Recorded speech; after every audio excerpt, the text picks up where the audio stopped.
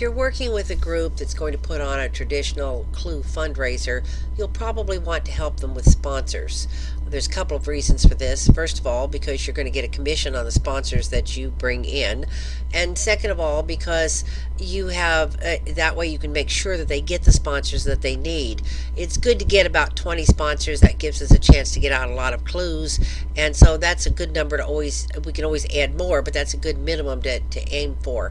So again, if you're working with a group and you have connections with local businesses, you can start there. Tell them to do the same thing. If you don't have any connections with local businesses, then do the same thing you did before. Go to Yelp or Google and focus on restaurants, hair and nail salons, gyms, and businesses that focus on children's lessons and activities. These groups are almost always looking for a good way to bring in new customers. Once again, you're going to make a list of prospective sponsors. As I said, I used to watch TV and make these lists because it was easy to do and it didn't take a whole lot of thought. You can go ahead and copy and paste. It's easier to work on a computer sometimes, but you can also hand write them down. If you're using just a smartphone, you probably want to write them down because you don't have any programs to save them in. But start with your list. And again, you're going to start with trying to find the decision maker, identifying the decision maker, because that's going to take you up about 300% compared to just asking someone to pass along your information. And again, we're going to start by asking questions. We're going to find the decision maker, and then we're going to start asking him questions about his or her business. What kind of customer is the business looking for? Will it fit the demographics of the charity? So you want something where the people that are in the charity are going to be interested in that particular business. What kind of advertising has been successful for them? Do they want more people in the door or on the website? Do they think 50 to 100 new people actually walking in and seeing their store or visiting their website would be beneficial to them? Don't forget the value of good branding for a business. For many years, there was a law firm in town that sponsored a free taxi ride during the holidays for those who had had too much to drink. Their hope was that in having their name remembered for good service would make people remember them when they needed help on a legal problem. So branding is very important to be seen as part of a supporter of charities in the area, especially something that's only going to benefit them by bringing more people in the door, is a very valuable thing for these businesses. It's worth money to them. The benefits to the business is that it's low cost conversions to get people in the door and on the website.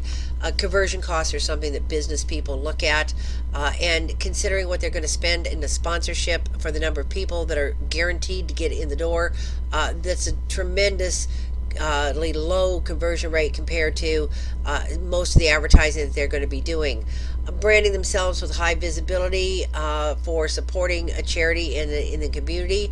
This is going to be very active exposure. These people are going to be talking about it. These people are going to be walking around. They're going to bring in their friends and their family. So it's an active exposure. It's something that people will talk about. Their names will be mentioned. It's much, much more active than having an ad on a t-shirt or in a program or donating to a raffle. And finally, it's simple and it's easy. We give them a clue. All they have to do is decide how they want to interact with all the new people who are going to seek out their business. So those are three really good benefits for the business, and what you need to remember when you're trying to talk to the business about the reasons why they need to be a sponsor. So you're going to make it easy for them. The only thing that they're going to have to decide, because they don't decide on the clue, they don't have to do much of anything besides give you a prize that they would probably have readily available for local and community raffles and so on. And the only thing they really have to decide about is, do they want to post it in the business? How do they want to get this clue out? So they can post it in the business and people have to come in and look for it. And this would be great for things like clothing stores who want people to come in and walk around and look around. On the other hand, they may want to have the participants ask an employee, a beauty salon, a nail salon, something like that, that want to give the people a chance to interact with their employees. This would be a great way for them to do it, because the employee gets to talk to them, they get to put on a friendly face. That's a big part of why people select hair and nail salons and tanning services and so on. So it's a big thing. They want to be able to talk to them and make an impression on these people for when they want to use that service next.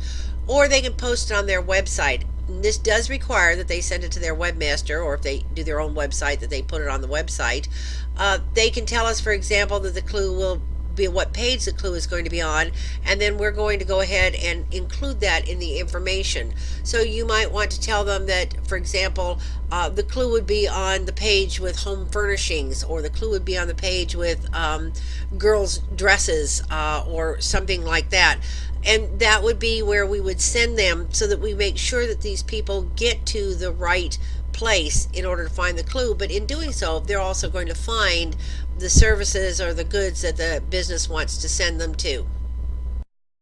Salespeople often talk about closing techniques, and there's nothing mystical or evil or anything like that about a closing technique. It's simply a way for you to ask for the business. So a good way to do it is to lay out the options available to the business in terms of how they're going to be dispensing the clue, and after some discussion, to simply ask them which way they want to use. This gives them to answer how they want to do it, and it assumes that they will participate.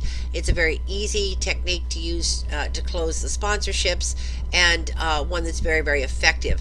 So we suggest that you think about closing techniques, but you think about using this, just simply ask them which one they want to use, and that automatically assumes that they're going to be involved in the program. Again, we're always going to be here for you. We're happy to help you. We can send out emails and email blasts for you. If you send us a list of the email addresses and identify the group, we can also send you a script on what to say. But again, we prefer that you learn what you're doing and talk to these people on a one-on-one basis. It's much more comfortable than having you read from a script. We'll also invoice the sponsors. Sometimes we have to do that in the name of the charity, because people want to make the check out directly to the charity in order to receive the 501c3, the nonprofit charity status allows them to deduct it from their income tax. So that's another thing to consider when you're setting this up. We can bill it and have them send the checks to the charity, and if they send them through us and deposit, we can send them on, but that way we keep track of exactly who's involved. We need to know who has paid for the sponsorship before we just start including them in the event. So we're here to help you in any way that we can, as usual, and it's not a hard program to sell at all, and there's a lot of benefits all the way around. Remember that your key to success is that you want to stay involved. You want to check on a regular basis and see how they're doing with their ticket sales. You want to make sure that their sponsors have come up with what they need to come up with. Another thing that you can do with sponsors that we haven't talked about is if you raise the sponsorship price just a little bit. Let's say instead of making the sponsors a $30 and a gift, let's say you make the sponsorship a $50, and part of that's going to go back into some kind of a pool where you're going to divide the money between the first 10 people or whatever, so you're going to create a pool that is donated, or they can donate money towards a pool and sponsor the winner that way. So that's another thing to think about. But you're going to be successful if you keep track of these people, if you keep track of what they're doing, you make sure that they are selling their tickets, and stay involved with them. It doesn't have to be that you're on them every single solitary day, but check in once or twice a week and see how it's coming along. And remember always that this is an interesting job because it's part sales, and that's true. But the reason why we don't advertise for salesmen is because we really want people who want to put these events on, who understand what goes into organizing an event, and who want to have experience in putting an event on.